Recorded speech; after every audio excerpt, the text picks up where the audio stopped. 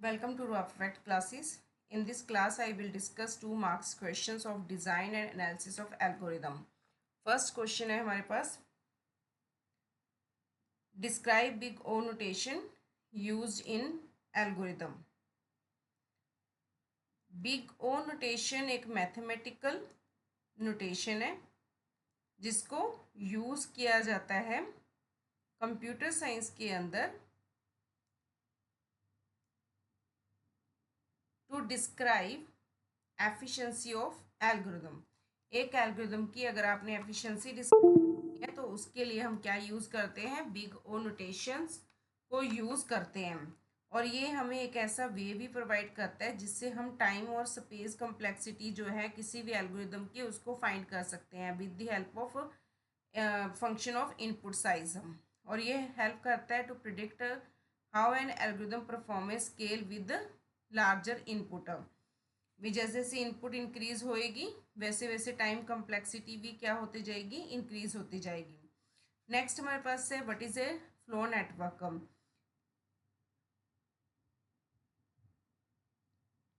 In design and analysis of algorithm, A flow network क्या है, एक डायरेक्टेड ग्राफ है जो डायरेक्शन प्रोवाइड करता है सोर्स से लेकर डेस्टिनेशन तक। डेस्टिनेशन मतलब सिंक, जहाँ पर हर एक एज जो है उसकी एक कैपेसिटी दी होगी जो रिप्रेजेंट करेगी मैक्सिमम फ्लो को, जो उसको कैरी जिसे वो कैरी कर सकता है। मेन गोल क्या है इसका, फाइंड करना मैक्सिमम फ्लो को that can be sent from source to sink, और जो रिस्पेक्टिव एज कैपेसिटी को बताता है। जैसे यहाँ से हम ये एस से शुरू अगर किया तो एस से आप ए की तरफ गए, ए से बी, फिर बी से टी तक पहुँच गए। ये आपका क्या है, सोर्स है और ये आपका सिंक है।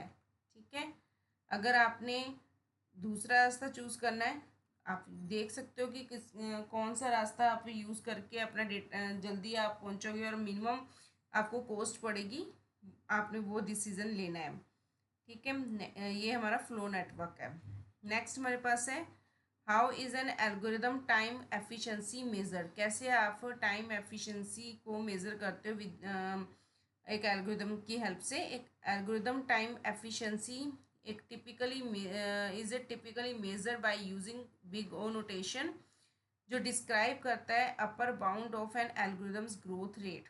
भी एक एल्गोरिदम की ग्रोथ रेट का अपर बाउंड क्या है in terms of input size, and this notation provides a way to compare efficiency of different algorithm. और ये हमें एक ऐसा वे प्रोवाइड करता है जिससे आप डिफरेंट एल्गोरिदम्स की एफिशिएंसी को कंपेयर कर सकते हो, स्पेशली जब आपका इनपुट डेटा इंक्रीज हो रहा है। ये डायग्राम में आपको सारी कैपेसिटीज़ बताई हुई हैं अलग अलग वे से, कि अगर आपके पास एन वैल्यू है, कांस्टेंट में बिग ओ नोटेशन 1 वैल्यू होगी, लॉगरिथमिक में O big O notation log n है, लीनियर में big O notation n log n big O notation, quadratic में big O notation n square, cubic में big O notation n cube, exponential में big O notation 2 अगर आप n की values ये लेते हो तो आपके पास ये सारी आउटपुट आ जाती है। ये जस्ट आपको वैसे ही बताया, आपको याद रहता है तो ये वाला पॉइंट्स लिख देना, सिर्फ इतना ही बहुत है। नेक्स्ट हमारे पास है what is A recursive call. Recursive call एक ऐसी सिचुएशन है जहाँ पर फंक्शन और प्रोसीजर जो है अपने आप को कॉल करते हैं और कॉल करते हैं अनदर फंक्शंस को। अल्टीमेटली वो लीड करते हैं बैक टू ओरिजिनल फंक्शन। इसमें 2 मेथड आते हैं, डायरेक्ट रिकर्शन और इनडायरेक्ट। डायरेक्ट रिकर्शन में फंक्शन अपने आप को खुद को कॉल करता है और इनडायरेक्ट रिकर्शन में फंक्शन अनदर फंक्शन को कॉल करता है जो कि in turn calls original function. What is a knapsack problem. Knapsack problem क्या होती है, ये एक ऑप्टिमाइजेशन प्रॉब्लम है जिसमें where you aim to maximize, जहाँ आपका एम होता है मैक्सिमाइज करना टोटल वैल्यू ऑफ आइटम्स को, जो कि प्लेस्ड होती है एक नैपसैक के अंदर, एक बैग के अंदर with A limited bed capacity के साथ। इसके 2 मेन टाइप्स यूज़ होते हैं, 0/1 नैपसैक या फ्रैक्शनल नैपसैक। और 0/1 नैपसैक में क्या होता है, you can either include an item completely, या तो 0 या 1 कॉपी होएगी, और not included it all. And fractional में क्या होता है, you can take a fraction of an item if needed and allowing you to fill the knapsack more efficiently. Next हमारे पास है sorting।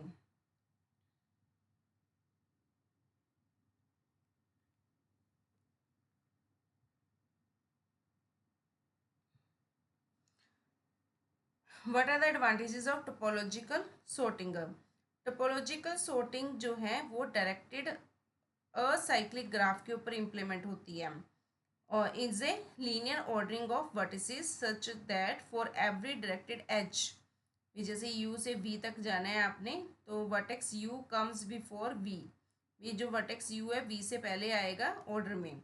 एडवांटेजेस क्या है इसके, ये हेल्प करता है शेड्यूलिंग करने में टास्क या इवेंट्स को जो कि डिपेंडेंसी के ऊपर बेस्ड है। ये साइकिल्स को डिटेक्ट करता है डायरेक्टेड ग्राफ में, एफिशिएंटली सॉल्व करता है प्रॉब्लम्स को जो कि प्रेसिडेंस कंस्ट्रेंट के साथ है। यहाँ पर एक एग्जांपल दी हुई है, हमारे पास 6 एजेस गिवन है, जिसमें हमारे पास 2 से 3 की तरफ जा रहे हैं, और 3 1 की तरफ, 4 0 की तरफ, 4 1 की तरफ, और 5 से 0 की तरफ, और 5 से 2 की तरफ। तो ये क्या है, एक तरह से टोपोलॉजिकल sorting है।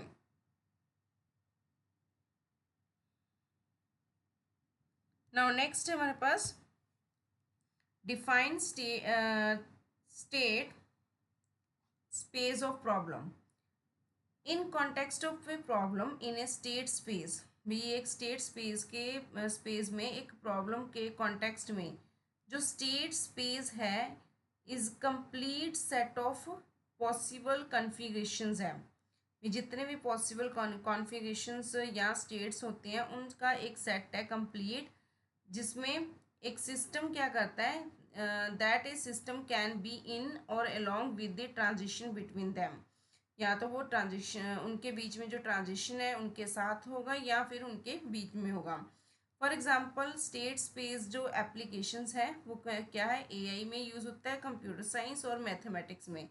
एआई में जो स्टेट स्पेस एप्लीकेशन है वो पाथ को फाइंड करने के लिए यूज़ की जाती है, जैसे गेम्स, रोबोट नेविगेशंस करना या प्लानिंग करनी, उसके लिए। कंप्यूटर साइंस में एल्गोरिदम को सर्च करने के लिए, डायनामिक प्रोग्रामिंग के लिए और फॉर्मल सिस्टम के लिए इसको यूज़ किया जाता है। मैथमेटिक्स में डायनामिकल सिस्टम के लिए, मॉडल रिप्रेजेंटेशंस के लिए और सॉल्यूशन एनालिसिस के लिए इसको यूज़ किया जाता है। और what is the best case efficiency? Algorithm design and analysis में बेस्ट केस एफिशिएंसी रेफर करता है सिनेरियो, उस सिनेरियो को जहाँ पर एक एल्गोरिदम परफॉर्म करता है टास्क को with least amount of work के साथ और फास्टेस्ट पॉसिबल टाइम के साथ, और जो भी उसको स्पेसिफिक इनपुट साइज दिया होगा उसके साथ। तो ये रिप्रेजेंट करता है मोस्ट फेवरेबल कंडीशंस को अंडर विच एक एल्गोरिदम ऑपरेट होता है, और प्रोवाइड करता है आपको low bound on its performance. Simple भाषा में आप ये कह सकते हो कि बेस्ट केस एफिशिएंसी क्या है डार्क के अंदर।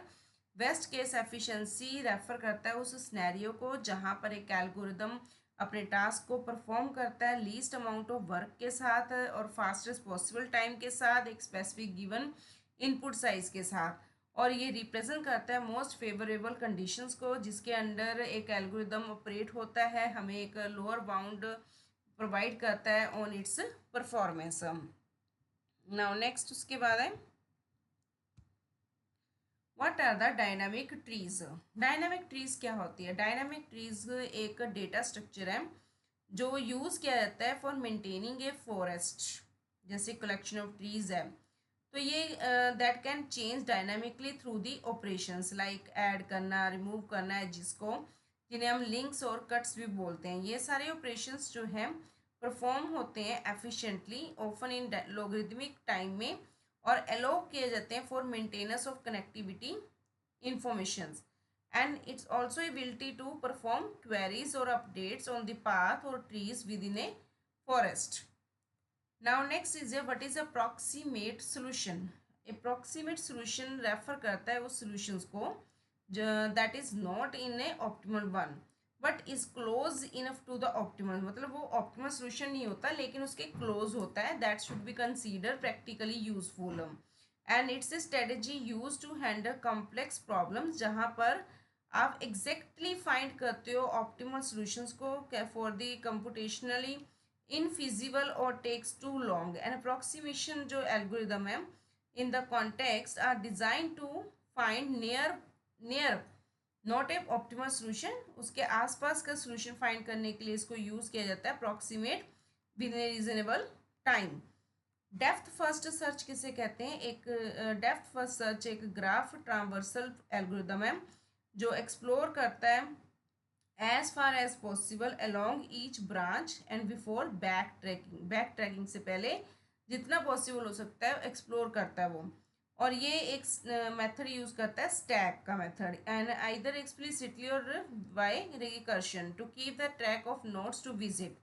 और ये एक्सप्लोर करता है वन पाथ को डीपली बिफोर ट्राइंग अदर्स, भी दूसरे को ट्राई करने से पहले वो एक जो मेथड यूज करे उसको डीपली इम्प्लीमेंट करता है, और ये सूटेबल है for path finding, cycle detection और topological sorting in graph. Now next है हमारे पास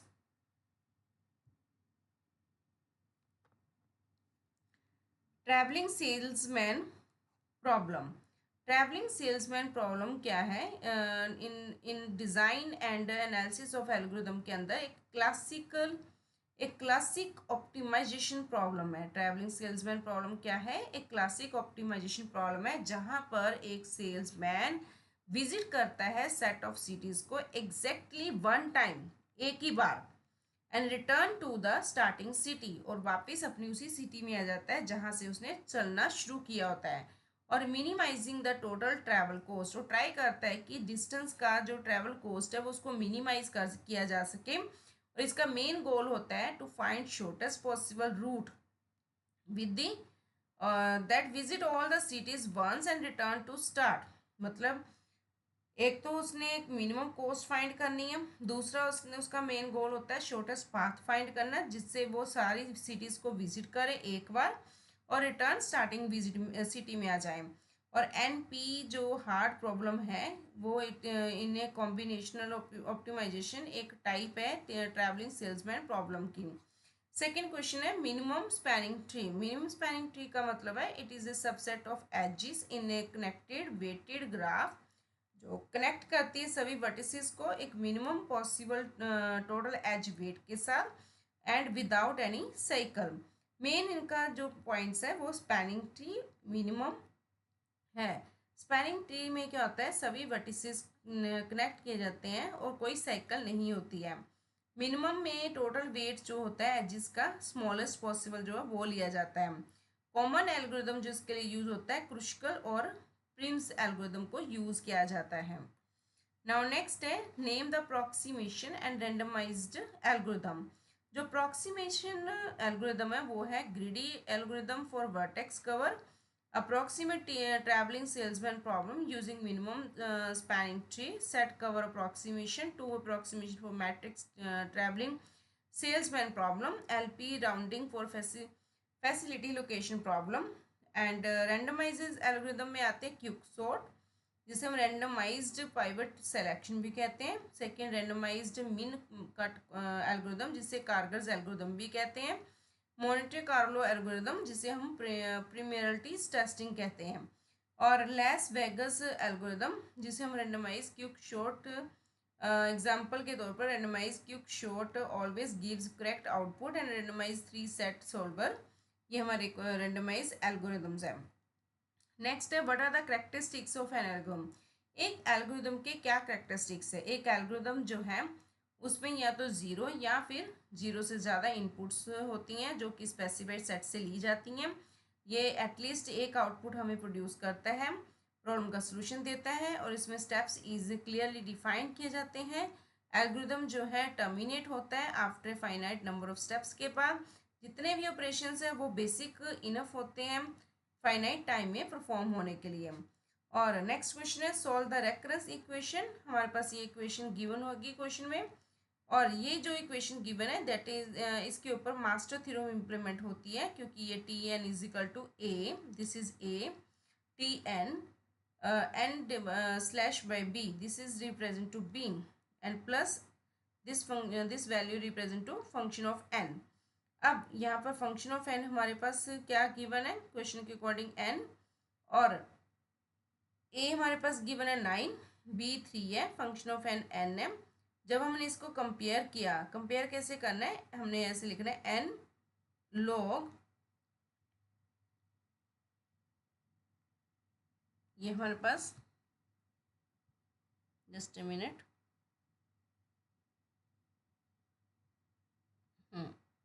आपने क्या फॉर्मूला यूज़ करना है, यहाँ पर आपने फॉर्मूला यूज़ करना है n log b raise to power a. अब वैल्यू सब्स्टिट्यूट करो, एन लॉग बी हमारे पास क्या गिवन है 3 और ए कितना है 9, एन लॉग 3 दी पावर 2, जो 3 रेज टू पावर 2 है वो ये वाला जो 2 है वो आगे आ जाएगा, एन के पावर बन जाएगा, और ये लॉग 3, यहाँ पर 3 बेस भी 3 है, पावर भी 3 है, तो ये किसके इक्वल होता है 1 के इक्वल होता है। तो इसलिए हमारे पास वैल्यू कितनी रहेगी एन स्क्वेयर आ गई। और फिर हमने क्या करना है, हमारे पास देखो फंक्शन ऑफ एन कितना है एन है, और n log 3 raise to power 9 हमारे पास एन स्क्वेयर आ गया। तो फंक्शन यहाँ पर केस 1 इम्प्लीमेंट हो रहा है मास्टर थ्योरम के अकॉर्डिंग, और इसलिए आंसर क्या आएगा हमारा theta n log b a bracket close minus theta n square, ये इसका आंसर होगा। नाउ नेक्स्ट है हमारे पास dynamic programming approach. Dynamic programming एक ऐसा मेथड है फॉर सॉल्विंग कॉम्प्लेक्स प्रॉब्लम्स जिसमें by breaking them down into simpler overlapping sub problems. Dynamic programming में क्या होता है कि जो कॉम्प्लेक्स प्रॉब्लम है उसको ब्रेक डाउन किया जाता है सिंपलर ओवरलैपिंग सब प्रॉब्लम्स में, और सॉल्व किया जाता है हर एक सब प्रॉब्लम को ओनली वंस, सिर्फ एक बार, and storing their result for future use. Main points इसमें कंसीडर किए जाते हैं, it solve the overlapping sub problems and use the optimal sub structure. ये स्टोर करता है रिजल्ट्स को टेबल में, मेमोराइज जिसे हम मेमोराइजेशन या टेबुलेशन बोलते हैं, to avoid the redundant computation. Commonly ये यूज़ किए जाते हैं उन प्रॉब्लम्स में जैसे फिनोकी सीरी है, नैपसैक है, शॉर्टेस्ट पाथ है, या फ्लॉइड्स वॉशल, इसमें इसको यूज़ किया जाता है। नेक्स्ट क्वेश्चन जो है ब्रूट फोर्स का है। ब्रूट फोर्स मतलब how it works. Brute force एक स्ट्रेट फॉरवर्ड अप्रोच है जिसको यूज़ किया जाता है प्रॉब्लम को सॉल्व करने के लिए bye trying all possible solution, जितने पॉसिबल सोल्यूशन है सबको यूज़ करके, and select the best one. इसके मेन कैरेक्टरिस्टिक्स है, ये एग्जॉस्टिव सर्च करता है, सिंपल है बट इनएफिशिएंट है, यूज्ड व्हेन, क्या कहता है एग्जॉस्टिव सर्च में ये चेक करता है हर एक एवरी पॉसिबल केस को without using any shortcut. Simple but inefficient मतलब it's easy to implement but often slow होता है ये फॉर लार्जर इनपुट के लिए। यूज्ड व्हेन, कब इसको यूज़ किया ना, प्रॉब्लम का साइज जब छोटा है, और no better algorithm is known. Example के तौर पर आप ट्रैवलिंग सेल्समैन प्रॉब्लम जो है उसमें ब्रूट फोर्स को यूज़ कर सकते हैं, क्योंकि इसमें सभी पॉसिबल जो परमुटेशंस होंगे सिटीज़ के वो चेक किए जाते हैं ताकि आपको शॉर्टेस्ट रूट फाइंड हो सके।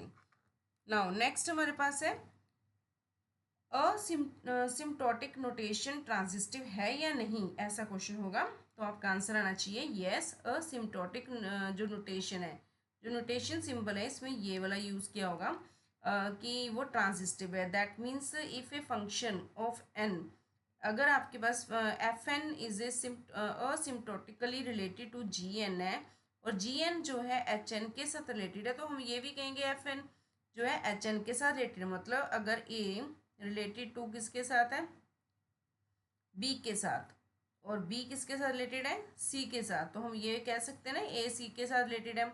तो वैसे ही कि फंक्शन ऑफ एन किसके साथ रिलेटेड है, जी ऑफ एन के साथ।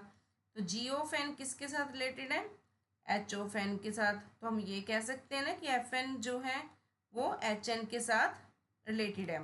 तो ये एक तरह से हमारा क्या है, असिम्प्टोटिक नोटेशन इज ट्रांजिस्टिव है।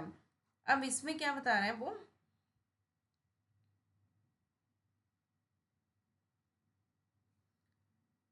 Transitive transitivity for the this notation. अब इसमें इस नोटेशन में क्या कह रहा है कि अगर आपके पास ये वाला नोटेशन है,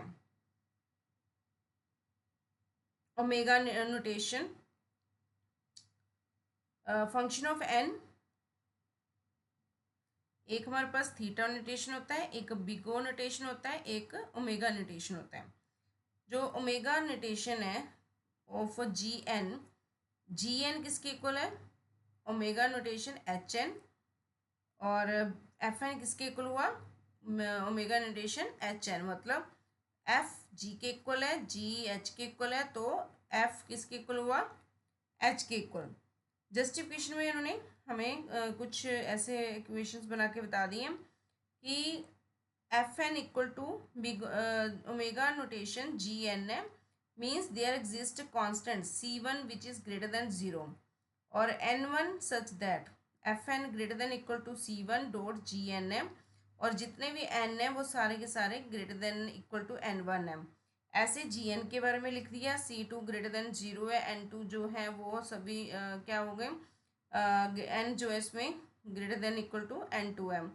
तो एन जो है वो greater than equal to maximum value n one और एन टू से ज़्यादा ग्रेटर होगा एन, और हमारे पास फाइनली ये रिजल्ट आ जाएगा, F n greater than equal to c one dot g n greater than equal to c one c two dot h n, और c one c two into h n, ऐसे आपने इसको लिख देना।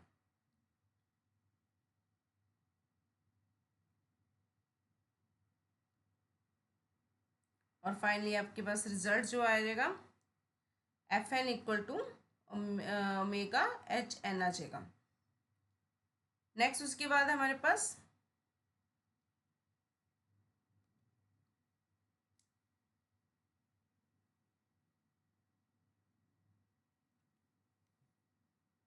एक सेकेंड,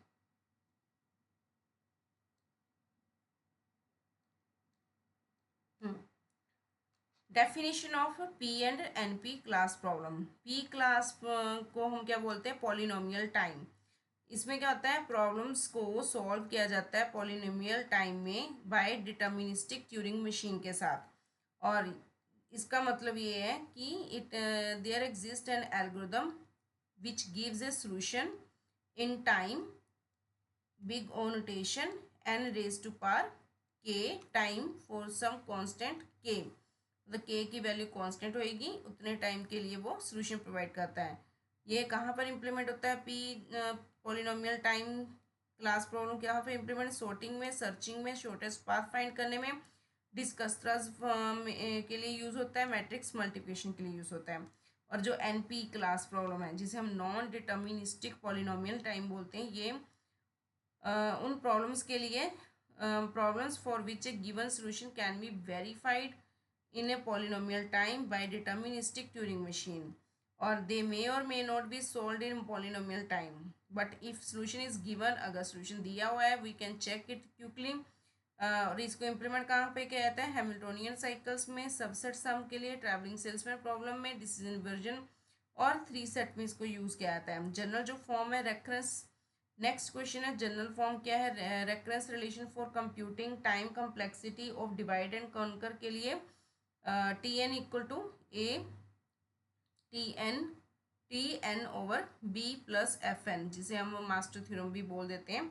तो सेम वैसे ही हमने इसको लिया है, और इसके अंदर आपने आगे क्या बताना है,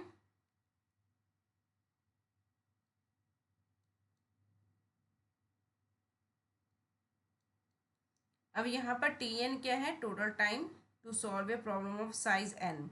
ए क्या है, नंबर ऑफ सब प्रॉब्लम्स है जो प्रॉब्लम को सब फर्दर डिवाइड किया जाता है। बी क्या है, वो फैक्टर है जिसके द्वारा प्रॉब्लम साइज को रिड्यूस किया जाता है हर एक सब प्रॉब्लम में। एफ एन क्या है, वो टाइम है taken to divide the problem and combine the results outside of recursion. और इसमें मर्ज सॉर्ट, बाइनरी सर्च और स्ट्रास मैट्रिक्स मल्टीप्लिकेशन यूज़ होती है। मर्ज सॉर्ट में आपने ये वाला यूज़ करनी है, t n equal to t n over two plus big notation n. Binary search में t n equal t n over two plus big notation one होगा। और स्ट्रासन्स मैट्रिक्स मल्टीप्लिकेशन में t n equal to seven t n over two plus o n raise to पर two है। ठीक है, next question है live node और dead node में क्या फ़र्क है।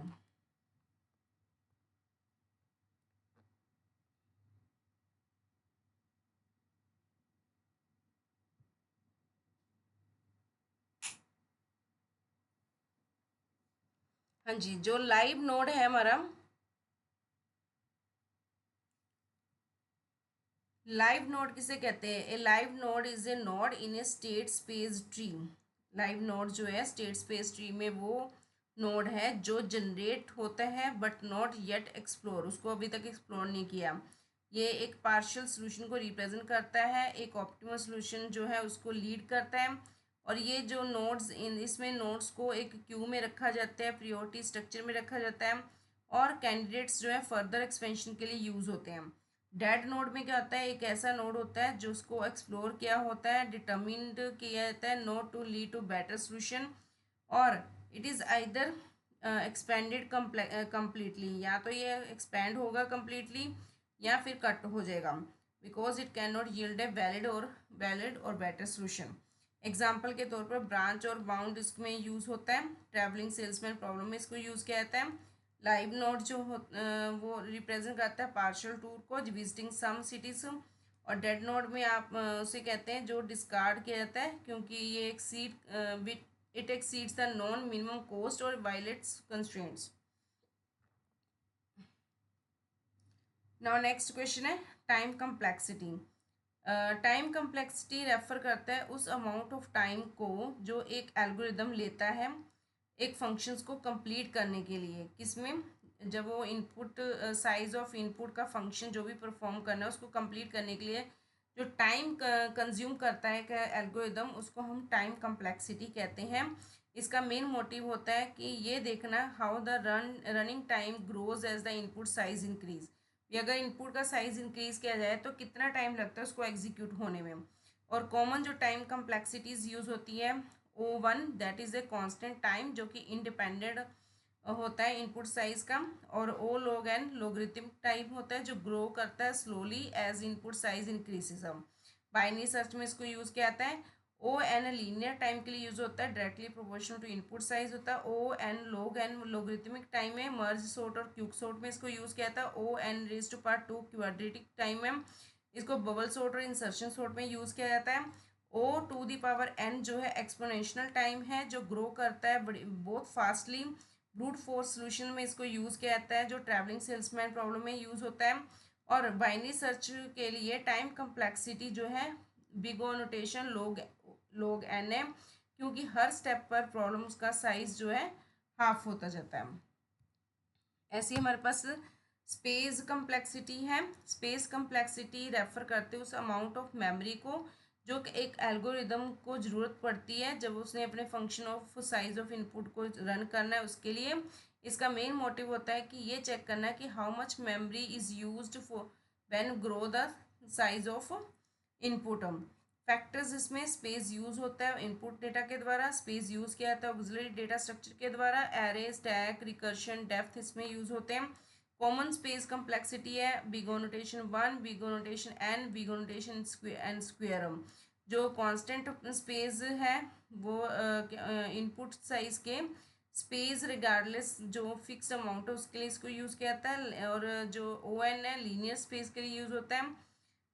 और O n raise to power 2 मतलब बिग ओ नोटेशन जो है n स्क्वेयर वो क्वाड्रेटिक स्पेस के लिए इसको यूज़ किया जाता है और ज़्यादातर इसको डायनामिक के लिए यूज़ किया जाता है। नेक्स्ट हमारे पास है एग्जांपल के तौर पर मर्ज सॉर्ट जो है स्पेस कम्प्लेक्सिटी में उसे बिग ओ नोटेशन n है, क्योंकि जब इसके लिए एक्स्ट्रा स्पेस ज़रूरत पड़ती है टेम्परेरी एरेज के लिए जब हम यूज़ करते हैं उसको मर्ज करने के लिए। नेक्स्ट हमारे पास आता है Dijkstra's algorithm for finding shortest path. अभी क्वेश्चन ये हो सकता है कि कौन सा एल्गोरिदम यूज़ किया जाए शॉर्टेस्ट पाथ को फाइंड करने के लिए। तो हम बता सकते हैं कि ये डिस्कस्ट्रस एल्गोरिदम है, जो एक बेस्ट एल्गोरिदम है for finding this shortest path between the nodes in a graph. जब सभी एज वेट्स जो है नॉन नेगेटिव गिवन है और ये वर्क करते इटरेटिव वे से सिलेक्ट करते हैं नोड्स को विद स्मॉलेस्ट अमाउंट के साथ which non distance and updating its distance to its neighbour. Next है कुक्स थ्योरम। कुक्स थ्योरम क्या होती है?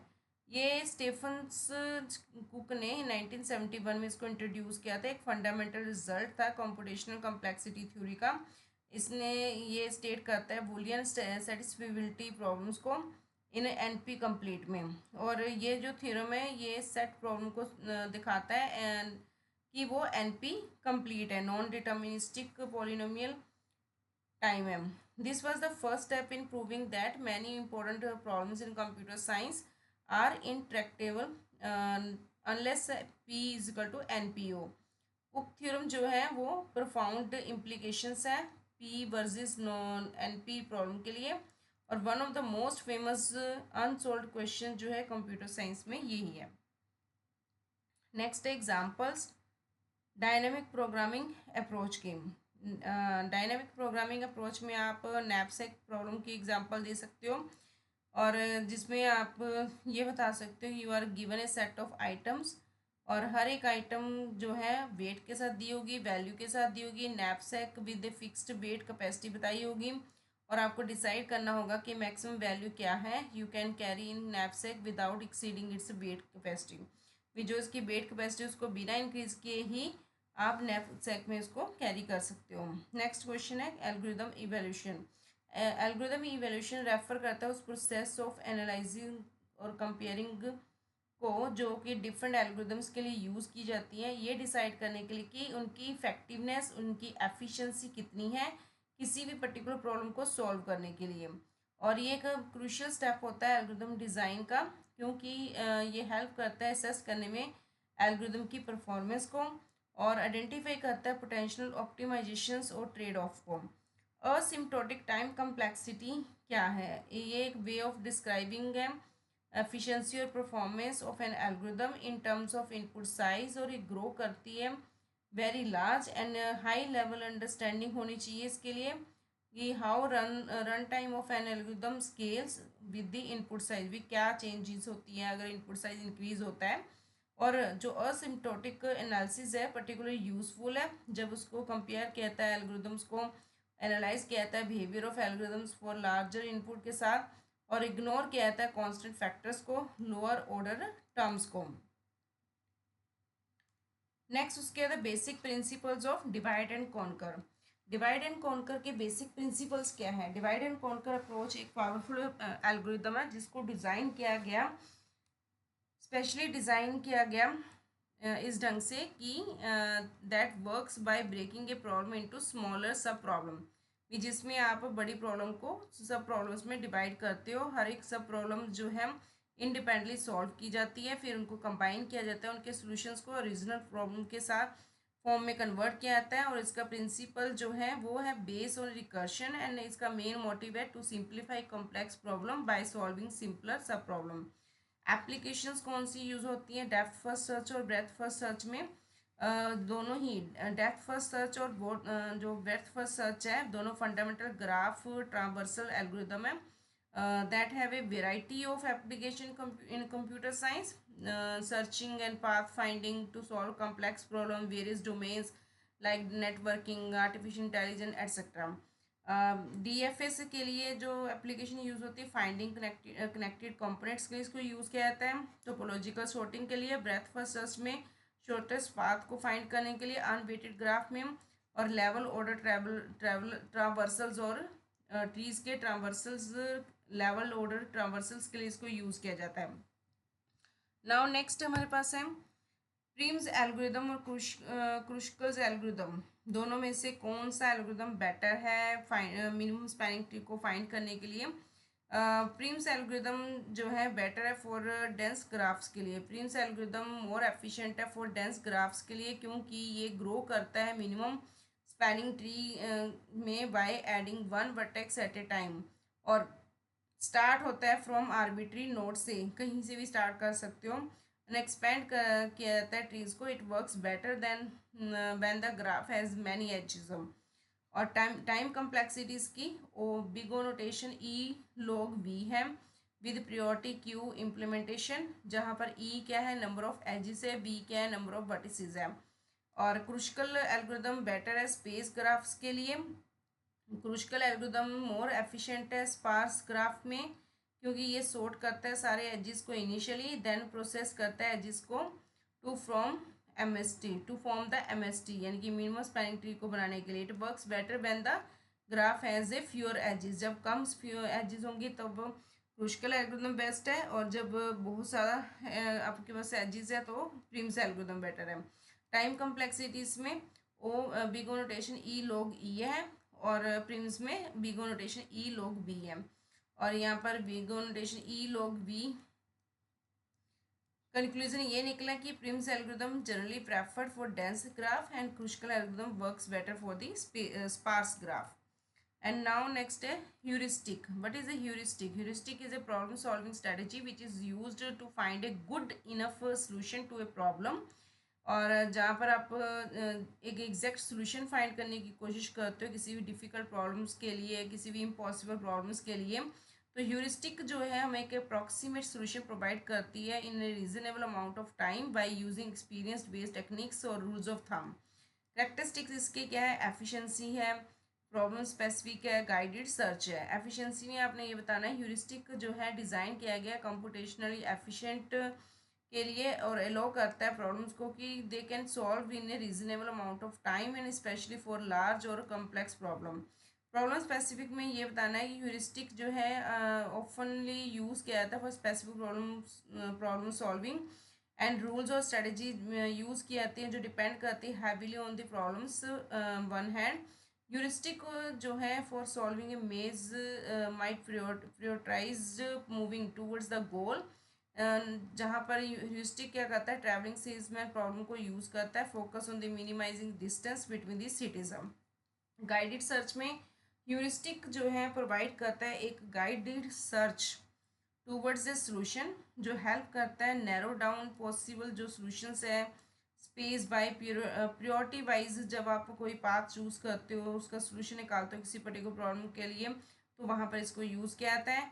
जैसे कि ए स्टार सर्च एल्गोरिदम इसमें यूज़ होता है। ह्यूरिस्टिक गाइड करता है सर्च को towards the goal by estimating cost to reach the goal, भी जो एस्टिमेटिंग कॉस्ट है उसके साथ वो अपने गोल तक पहुंच सके उसके बारे में ये हेल्प करता है। एंड